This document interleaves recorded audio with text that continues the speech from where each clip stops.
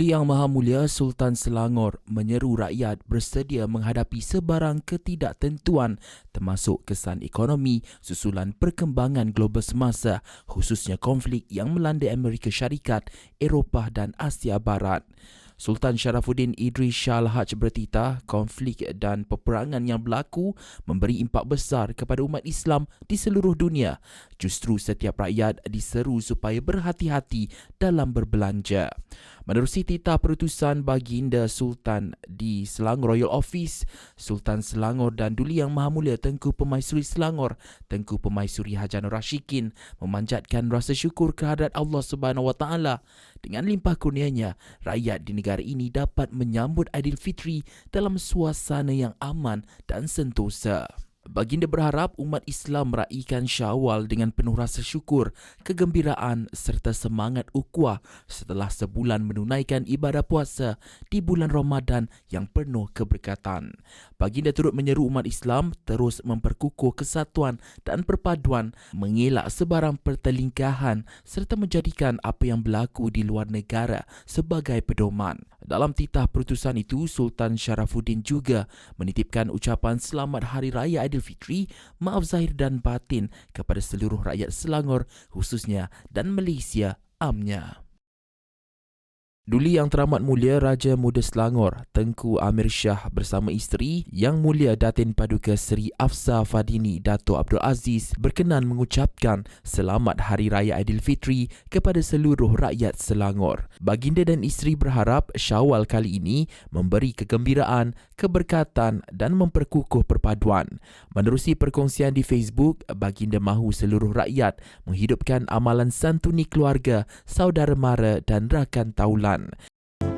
Beta Tunku Amir Shah bersama Permaisuri Hati Datin Paduka Seri Afsa Fadini mengucapkan Selamat Hari Raya Aidilfitri buat seluruh rakyat Selangor, tidak kira di mana anda berada. Sampaikan salam beta dan keluarga kepada seluruh ahli keluarga anda dengan ucapan Selamat Hari Raya.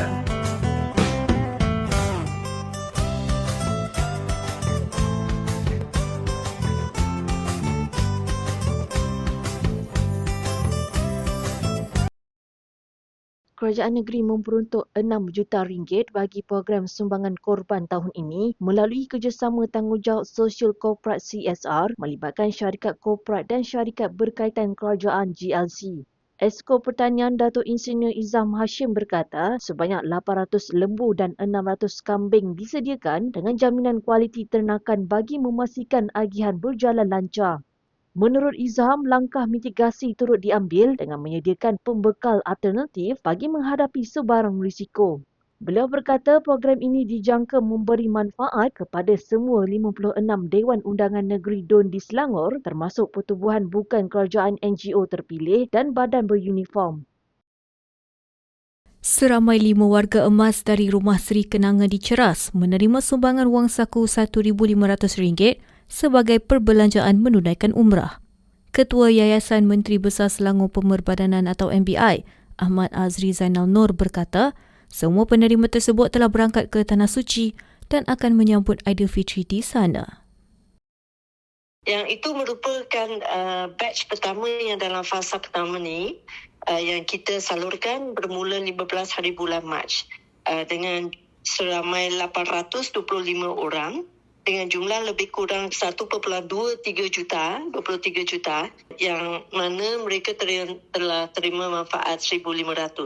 Untuk ahli tawas dan kelahiran tahun 2008 juga ada maklum balas, tanya mereka dah hantar dokumen dan sebagainya. Jadi kita galakkan mereka boleh simak status juga melalui laman web rasmi Yawas kita berkaitan tawas ini iaitu tawas.yawas.com.my. Ikut untuk keseluruhan ahli tawas yang akan terima manfaat untuk fasa 1 ini iaitu kelahiran tahun 2008 untuk mereka yang bulan lahirnya pada bulan 1 Januari, Februari, Mac, keseluruhan yang akan terima penyaluran manfaat adalah seramai 1,651 orang dengan jumlah penyaluran manfaat peruntukan lebih kurang 2.4 juta. Jadi penyaluran manfaat ini kita jalankan secara berperingkat bermula 15 hari bulan Mac sehingga 30 hari bulan Mac.